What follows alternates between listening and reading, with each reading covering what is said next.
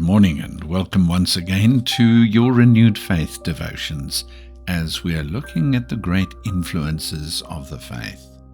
We're looking now at the book of Esther, and there couldn't be a more intriguing plot that's about to develop. We pick up the story of Esther from Esther chapter 2, and I read from verse 17 to the end of the chapter. And the king loved Esther more than all the other women, and she met with his loving approval more than all the other young women. So he placed the royal high turban on her head and appointed her queen in place of Vashti. Then the king prepared a large banquet for all his officials and his servants. It was actually Esther's banquet. He also set aside a holiday for the provinces, and he provided for offerings at the king's expense.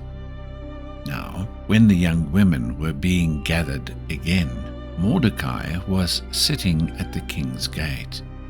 Esther was still not divulging her lineage or her people, just as Mordecai had instructed her.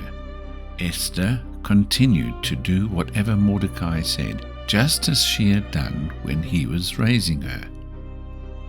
In those days, while Mordecai was sitting at the king's gate, Bigthan and Teresh, two of the king's eunuchs who protected the entrance, became angry and plotted to assassinate King Ahasuerus.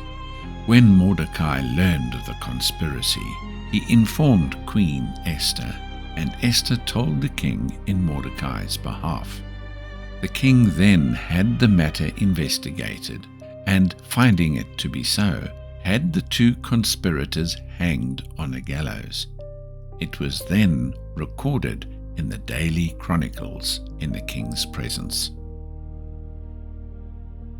Hebrew tradition places Esther among the three most beautiful women who have ever lived, and the king, having made his choice, sets the royal crown upon her head. We heard how he organized a great banquet in Esther's honor and issued a decree that everyone in his kingdom is to benefit from a reduction in tax.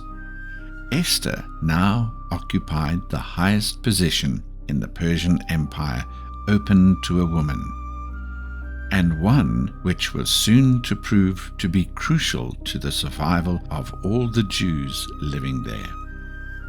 Mordecai overheard a plot against the king's life, and informing Esther, who then in turn conveyed the information to the king. We heard that the whole affair was recorded in the official archives. Now, it might seem irrelevant that after the hanging of the two conspirators, all the details of the event were written down, including Mordecai's name.